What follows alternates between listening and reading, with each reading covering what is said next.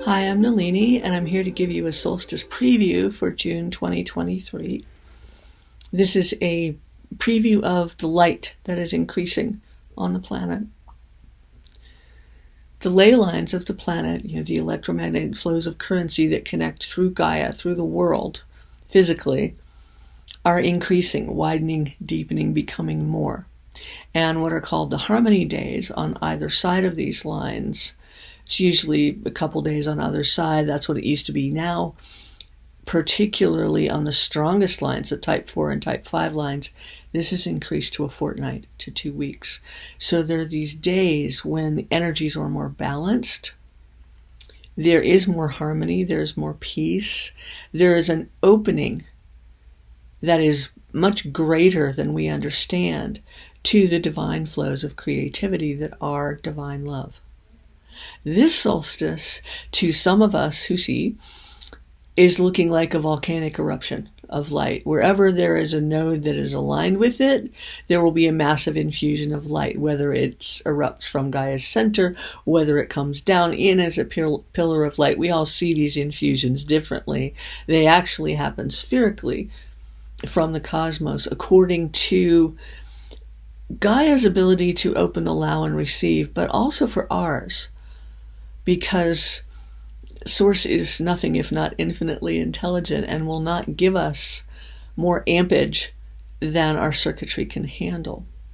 This solstice, however, is going to be a huge up-leveling, a huge rise, like a cosmic, continental shelf, that's the word I want, that comes up and stays there. We go from there. We go up from there.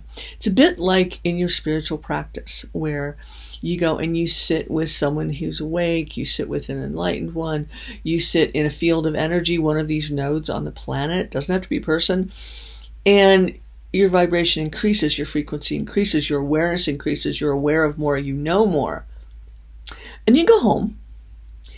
And I've had students say this to me for years. I don't feel the same way. I felt so great at the solstice or at that retreat or whatever. And now I've got all this stuff. Well, that particular uprising is what's called a Satori experience in some traditions. And then we learn to live up to that. Literally, we learn to raise our frequencies to match that, mostly because it felt so good. And because we know that we are more that than anything else. And then more can come in. If you try and be infused with everything all at once, you'll explode. Probably. I've seen it happen.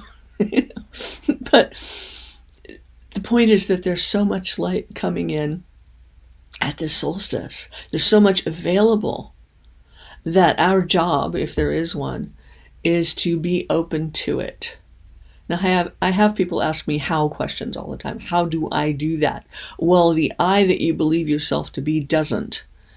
Because Source is the ultimate doer. And we will see that in what they call spades over this solstice.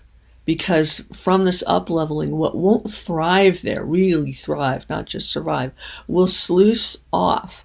And that's coming out of all of us as well. What needs to purge? Just let it go. Don't be attached to it. Don't revisit the story. You'll probably see all of your old stories in different ways, and that's a good thing. But let the reframing just move on by. Let it flow past you. And let this light come in. Be open to it. Allow it. Receive it. Set that as your intent. Not just an intention, but a serious intent.